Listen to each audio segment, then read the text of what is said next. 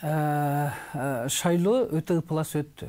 Аны мен 4 октябрь саат 18:00-дө президент Сооронбай Шарипович Жээнбековге түз кайрылуу жасадым. Үчүнчү төңкөрүш болуп кетпейт деп эч ким кепилдип бербейт. Мына азыркы болуп аткан ситуацияны жеке өз колуңузга алыңыз деп. Албасаңыз, анда кечирилгис ошону менен бирге оңдой албаган ката кетиресиңер депчи. Бул менин мындай бир кандай десем, аялдык интуиция, экинчиден жөн эле анализ.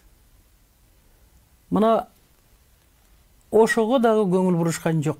Кайрылуугач ар бир саясатчынын кайрылуусуна көңүл буруш керек. Жөнөкөй эл дагы, ошону менен бирге бийликтегилер дагы. Мына азыр ошол кайрылууну укпагандыктан мына ушундай ситуацияга кабылып калдык да.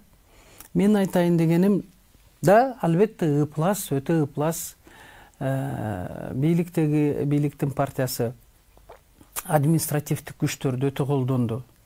Миллионерлер чогулуп алган партия, алар болсо акчасын кечирип койсуңар, болгондо да арам акчасын каалагандай кылып элди жөн эле койдон да төмөн баага сатып алышты да, добуштарын. Элибиз да сатылды. Мына мен ошондо айттым эле, бул арам акча тараткандар, арам акчаны алгандар, силер дегиле мамлекетке, элге бир мүшкүл иш алып келесиңер депчи. Арам окот бар, арам окот, ал бир жерден чыгат. Мына азыр чыгып атат. Мына мен эл журтка да айтып коеюн, мына ошол ким менин чогулушума келсе, мен ошону айттым эле, мына азыр ошону түшүндүңөр да, урматтуу шайлоочулар. Мен ойлойм, силер да түшүндүңөр деп. Ошон үчүн коррупционер уурдалса, уурдап оокат кылса, ал бир жерге барып бекинип, өзүнүн уурдаган оокатын сиңдириш керек. Эгер ошону сиңдире алса. Көрдүңөр, сиңбейт экен. Ошондуктан азыркы мына жаштардын кичине мүдөөсүн да угуп койбойбу? Башкача айтканда, улуу буундагы саясатчылар, жаштар менен кичине эсептешпейсиңерби?